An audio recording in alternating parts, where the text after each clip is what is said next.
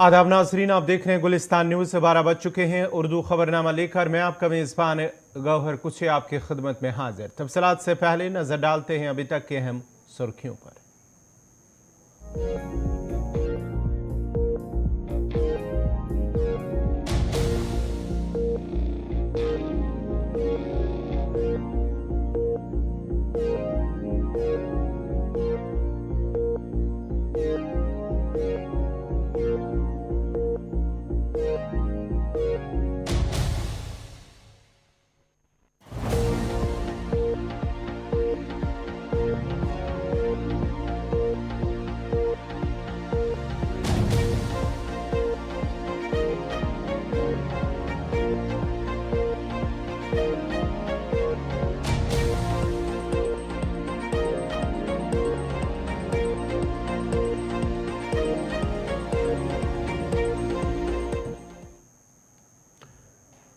और अब पेश खबरों की तफसील। सबसे पहले बात सुप्रीम कोर्ट के अंदर दफ़ा 370 की। आज लगातार सुप्रीम कोर्ट में जम्मू कश्मीर से मुतल्लिक दफ़ा 370 की मनसूखी को चैलेंज करने वाली अर्जियों पर यौमिया बुनियाद पर समाअत जारी है और आज 16वें रोज़ की समाअत जारी है। Chief justice D Y Chandrachud की सरबराही में 5 जजों की आईनी बेंच इस मामले की लगातार समाअत कर रही है। बेंच में justice Sanjay Kishan Kaul, justice Sanjeev Khanna, justice B R Gavai और जस्टिस सूर्यकांत भी शामिल है। इससे कबल 2 अगस्त को जम्मू कश्मीर में आर्टिकल 370 की मनसूखी को लेकर समाअत शुरू हुई थी।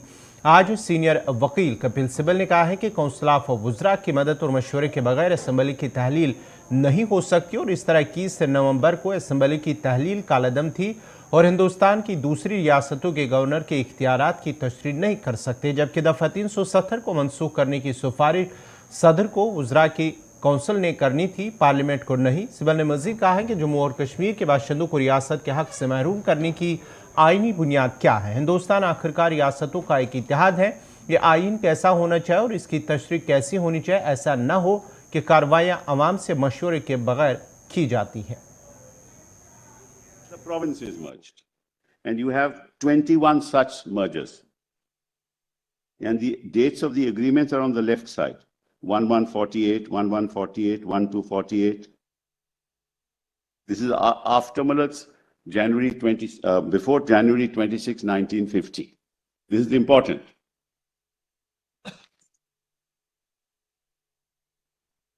This didn't happen with as far as J&K is concerned. Now, this is now one part. Now, kindly come to the next table. That is statement showing area and population of states constituting central administered areas, which were the chief commissioners' provinces. Now, you see here, there's no question of any merger. No question of any merger. It was directly administered. But through merger agreements.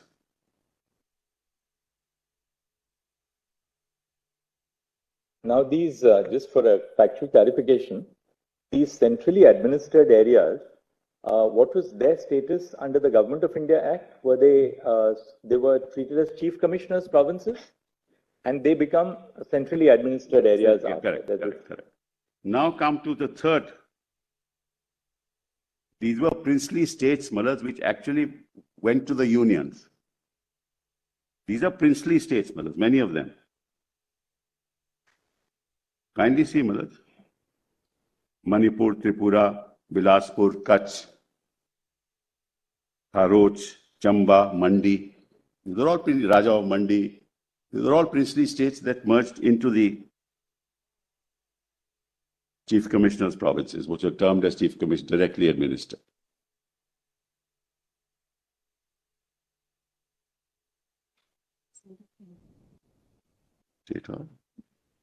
Then the third statement is those which constituted unions. That's right. Now so they formed a union of more than one of the. Correct. Now this is important, Mullas. Kindly see how the merger agreements here, only 5.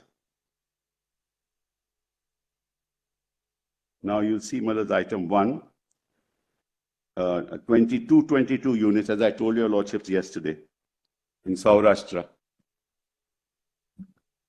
Then, Mullas, Jodhpur, Jaipur. This was called originally Rajputana, which included all these. Then you have 15,648, Madhya Bharat. Your Lordship sees that? Madhya Bharat. Then 2848, Patiala, East Punjab, Union, and then Travancore, Cochin. This is 552. Total 275, grand total 552. So you have therefore the Chief Commissioner's provinces. You had the province, princes merging into the provinces, and you had these 5 states. All through merger agreements. No exception, except Jammu Kashmir. Because that was not conceived in terms of 370 itself.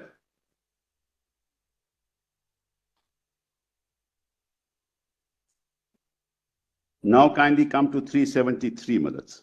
This is also important. PDF 373. 3.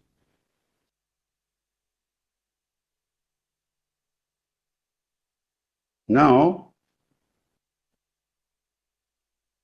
what in these 5 provinces called the Union of States, what were the kind of notifications issued, Malas? What were the kind of proclamations issued? Your Lordships will find at 373 onwards. So this 552 was an addition of 216 plus 61 plus 275. Correct. Yes. Correct, Malas. So now if your Lordship comes to PDF 373.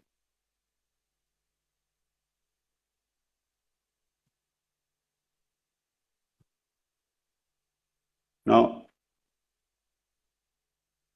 you see that Raj Pramukh of Union of Patiala, East Punjab states, Saurashtra, Travancore, Rajasthan, Madhya Bharat, rulers of Hyderabad, Mysore, Jammu Kashmir are published. This is the proclamation. What does the proclamation say? Last paragraph, I now hereby declare. Your Lordship has that? My Lords have that? It says, I hereby declare that the Constitution of India shortly to be adopted by the Constituent Assembly shall be the Constitution for Patiala, East Punjab, as well as other parts of India, and shall be enforced as such. Come to the next one, Malas. Each of them, Malas, had the same proclamation. Each of them. And all that happened prior to 1950. Except Jammu and Kashmir. And you'll find that at 379, Malas.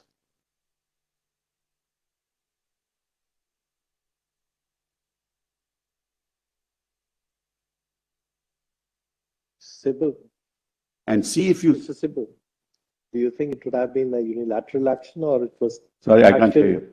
It was an action on its own, or it was something which was the government of India at that time ensured that it happened? Obviously, the government of India ensured that it happened. There was no question on its own, Malas. It would never happen like that.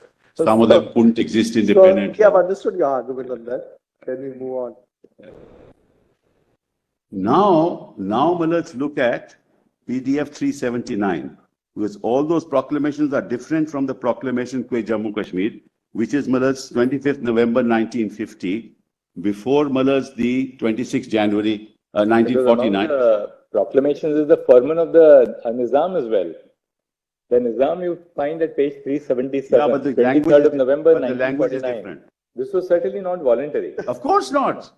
Of course not, Malas. I agree. This is what I responded to my Lord. But Malas, the language is different from Jammu and Kashmir. So keeping you probably in J&K, keeping at that time the political environment, it was something different. That's all that I'm saying, Malas. That's My argument. We have understood that argument. Yes, and therefore it was incorporated in these terms in the Constitution, which was not done by anybody else. Which only shows to you that merger was never contemplated except in terms of 370.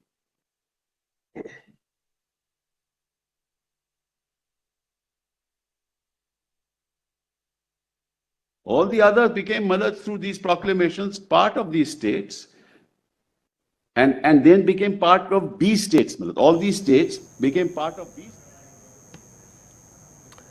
इधर समाज से कबल senior वकील मुजफ्फर इकबाल खान ने कहा है कि उन्हें सुप्रीम कोर्ट से काफ़ी उम्मीदें हैं और जिस तरह से मामले में पेशरफ्त हुई है उससे साफ जाहिर होता है कि सरकार के पास दफ़ा 370 को मनसूख करने का कोई जवाज़ नहीं था। इन बातों का इजहार उन्होंने गुलिस्तान न्यूज़ नुमाइंदा ताबिश कमाल से बात करते हुए किया। हमारे साथ बातचीत करने के लिए सीनियर एडवोकेट मुजफ्फर इकबाल साहब हैं। सर, आज माना जा रहा है कि लगभग फाइनल हो जाएगा। कल अकबर लोन साहब के लिए कहा गया था, तो क्या प्रोसेस करने वाले हैं आज आप उसमें? प्रोसेस तो कुछ भी नहीं, उसमें डायरेक्शन है कोर्ट की कि भाई एक एफिडेविट आप दे दो, तो हम एफिडेविट देने के लिए तैयार हैं। तो मुझे लगता है एफिडेविट आज आ जाएगा। वो तो श्रीनगर में है, तो श्रीनगर से वो बना के भेजेंगे, वी विल फाइल इट। वो बीमार हैं, उसके चलते क्या उन्हें पेश होना पड़ेगा? नहीं, पेश यहाँ नहीं होना है, वहीं से एफिडेविट स्वीर करना है और एफिडेविट देना है। अब लास्ट डे आज माना जा रहा है, तो अब कितनी उम्मीद लग रही है आप लोगों, क्योंकि अब तो सब कुछ हो चुका है?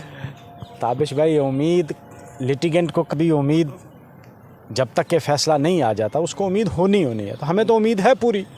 और जो जिस तरह की डेवलपमेंट हुई हैं, मुझे नहीं लगता है कि गवर्नमेंट के पास कोई भी जवाब था एब्रोगेशन ऑफ आर्टिकल 370 का और रियासत को डिग्रेड करने का कोई जवाब था। पहले हमने तमाम केसेस देखे, उनमें हमने देखा है कि गवर्नमेंट जो कमियां होती है उनको सही करने के लिए गवर्नमेंट को कहा जाता है कि आपकी ये कमी है, आपने 370 हटाया तो इस कमी को सही कर लीजिए, बाकी आप इसको सही करके इसे बहाल नहीं भी करें या करें, ये आपका फैसला है। क्या इस तरह का ऑर्डर की भी कोई उम्मीद आप लोग लग रही है? हो सकता है, वो तो सुप्रीम कोर्ट की डिस्क्रिप्शन है।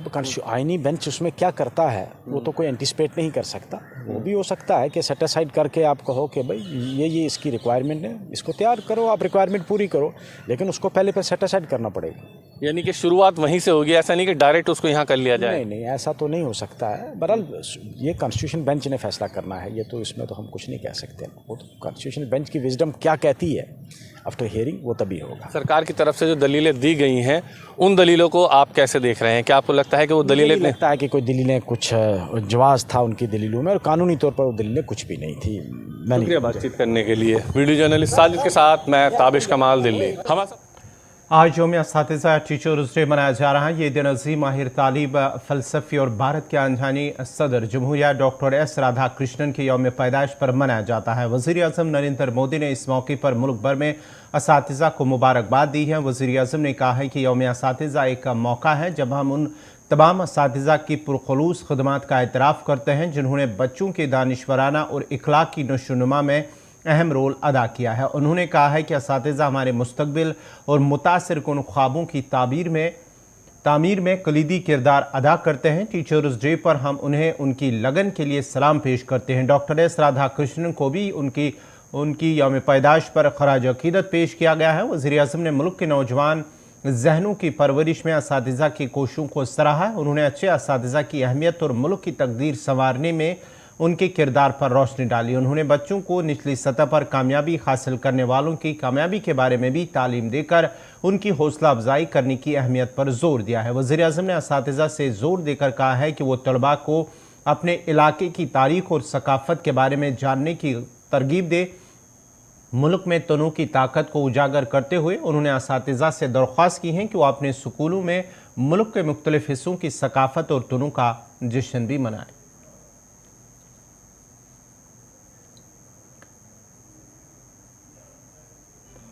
जन्म देती है, गुरु जीवन देता है, और इसलिए आप लोगों का दायित्व तो थोड़ा ज्यादा ही होता है। देश अब चल नहीं रहा है, देश दौड़ नहीं रहा है, देश उड़ रहा है। कभी कभी आप लोगों का फ्री पीरियड होता है ना, है? तो आज अपना फ्री पीरियड हो जाएगा, सिलेबस के बाहर ही करेंगे। है?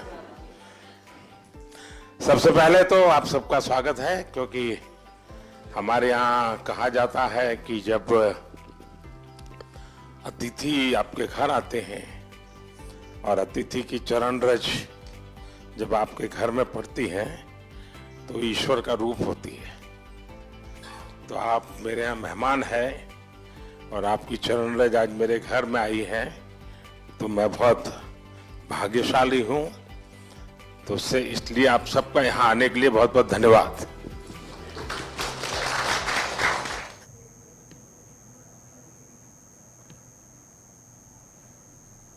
JKLG मनोज सिन्हा ने श्री अमरनाथ श्राइन बोर्ड की 45वीं मीटिंग की सदारत की। लेफ्टिनेंट गवर्नर मनोज सिन्हा ने राजभवन में अमरनाथ श्राइन बोर्ड की 45वीं बोर्ड मीटिंग की सदारत की है। LG बोर्ड के अरकान का शुक्रिया अदा करता है कि उनकी मुसलसल रहनुमाई और हिमायत यात्रियों के लिए सहूलत को बेहतर बनाने और सालाना यात्रा के कामयाब इनेकाद के लिए। लेफ्टिनेंट गवर्नर मनोज सिन्हा ने राजभवन में अमरनाथ श्राइन बोर्ड की 45वीं बोर्ड मीटिंग की सदारत की। श्राइन बोर्ड के मेम्बरान स्वामी गिरिजी महाराज, श्री KN राय, श्री KN श्रीवास्तव, श्री लाल गोपाल, डॉक्टर शैलेश रैना और दीगर जो मेम्बरान हैं वो इस मीटिंग में उन्होंने शिरकत की थी और अकीदतमंदों के लिए सहूलत में इजाफे के लिए अपनी कीमती तजावुज़ का इश्तिराक किया है।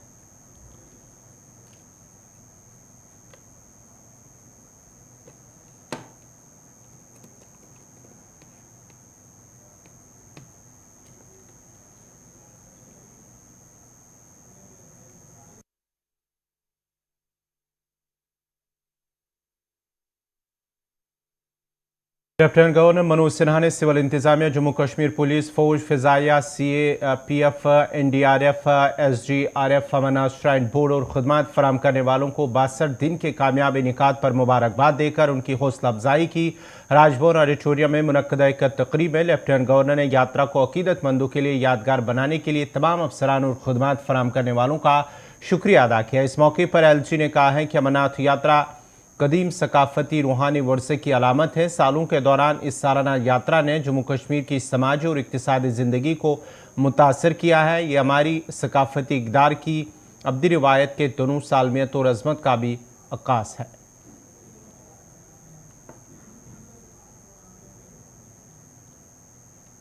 के माध्यम से मैं उन्हें कहना चाहता हूं कि 62 दिनों की यात्रा में जिस तपस्या और त्याग की भावना उन्होंने देश और विदेश से आए श्रद्धालुओं की सेवा और सुविधा के लिए अपने को पूर्णतः समर्पित करके दिया है, उसकी तारीफ शब्दों में नहीं की जा सकती है, उसको महसूस किया जा सकता है। और उनके परिश्रम के कारण, आप लोगों के मार्गदर्शन और सहयोग के कारण भक्तों की जो यात्रा रही वो हैसल फ्री रही और इसके लिए पूरा जम्मू कश्मीर प्रशासन और राष्ट्र इन सब का कृतज्ञ है। मैं हजारों पालकी पोनी वालों का भी अभिनंदन करता हूं। आज के कार्यक्रम के माध्यम से यहाँ उपस्थित हर एक अधिकारी, हर एक वर्कर के साथ साथ जम्मू कश्मीर के 1 करोड़ 35 लाख लोगों का भी मैं हृदय से आभार व्यक्त करना चाहता हूं, सार्वजनिक रूप से, जिन्होंने इस यात्रा को सफल बनाने में अप्रतिम योगदान दिया है। आवाम के सभी वर्ग के लोगों ने देश भर से आए हुए श्रद्धालुओं से प्रेम और उत्साह की भावना उनके प्रति जो प्रदर्शित की, उसके लिए मैं हृदय से कृतज्ञता ज्ञापित करता हूं। मैं मीडिया के साथियों का भी आभार व्यक्त करता हूं, जिन्होंने अपने कवरेज के माध्यम से देश विदेश में बाबा के भक्तों तक सभी जानकारियां सही ढंग से मुहैया कराईं।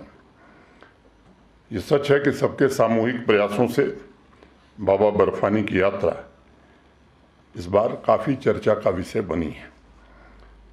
विदेश से भी इस बार कई भक्त आए, हमारे श्राइन बोर्ड के सम्मानित सदस्य भी इसमें सहयोग कर रहे हैं। और आज मैं एक बात ये कहने जा रहा हूँ कि पहली बार ऐसा हुआ कि पैसा ज़्यादा हो गया, काम कम हो गया। ये जम्मू कश्मीर के लिए थोड़ा अजीब घटना है। इस बार श्राइन बोर्ड के पास काम करने के लिए पैसे का कमिटमेंट ज़्यादा है, अभी काम हम आइडेंटिफाई कर रहे हैं। ये सच है कि 10 वर्षों की सबसे बड़ी यात्रा हुई है। बीकन और BRO की अगर मैं तारीफ न करूं तो ये बेमानी होगी। रेलपथरी बरारी मार्ग को जिस तरह से चौड़ा किया वो निश्चित रूप से, और प्रतिदिन कोई न कोई चैलेंज आता था तो उसे तुरंत ठीक करना, और सिंचाई विभाग ने भी इस पर काफ़ी प्रयास करके, और हमारा ख्याल है कि शुरुआत 150 लोगों से हुई वो यात्रा संख्या बढ़ती रही। हमारे RNB ने, मैं सभी अब नाम, रूरल डेवलपमेंट, हेल्थ, हमारे दोनों कैंप में लगे हुए हमारे सीनियर अफसर, कैंप डायरेक्टर्स, ये सब ने जिस तरह से काम किया है वो निश्चित रूप से प्रशंसनीय है। एक्यूरेट वेदर प्रेडिक्शन, क्योंकि सामान्य रूप से लोगों के मन में धारणा बैठ गई थी कि प्रेडिक्शन आज बारिश का है तो आज तो नहीं ही होगी, लेकिन इस बार ये बड़ा एक्यूरेट प्रेडिक्शन रहा, जिसके कारण हम लोगों को बहुत लाभ मिला है। लगभग 80,000 लोगों ने हेलीकॉप्टर सेवा का उपयोग किया है और जैसा बताया गया कि अप्रूवल रेटिंग 95%, सिक्योरिटी, स्वच्छता, पानी। अब मुझे 1 मिनट में कहने में लगा, लेकिन जिन लोगों ने पूरे 62 दिन और उसके पहले से तैयारी की है, उन्होंने कितना श्रम किया होगा, इसकी कल्पना मैं समझता हूं कि हम सब कर सकते हैं। मैं पुनः जम्मू कश्मीर पुलिस, सेना, अर्धसैनिक बलों और इसमें जुड़े सभी लोगों का अभिनंदन करता हूं। मुझे लगता है कि इससे ज़्यादा मुझे कहने की आवश्यकता नहीं है। आप सबके प्रति मैं फिर से हृदय से कृतज्ञता ज्ञापित करता हूं। और एक बात तो सबको ध्यान में रखनी चाहिए कि ये 4.5 लाख केवल यात्री नहीं है। ये जो टूरिज़्म का आंकड़ा सब लोग बताते हैं कि 1,88,00,000 लोग आए और अगले साल 2.25 करोड़ की संख्या क्रॉस होने वाली, ये 4.5 लाख लोग कम से कम 50 लाख से ज़्यादा लोगों को प्रेरित करेंगे कि जाइए, जम्मू कश्मीर में व्यवस्था भी ठीक है और वातावरण भी ठीक है। मुझे लगता है इस बात को हम सबको ध्यान में रखना चाहिए।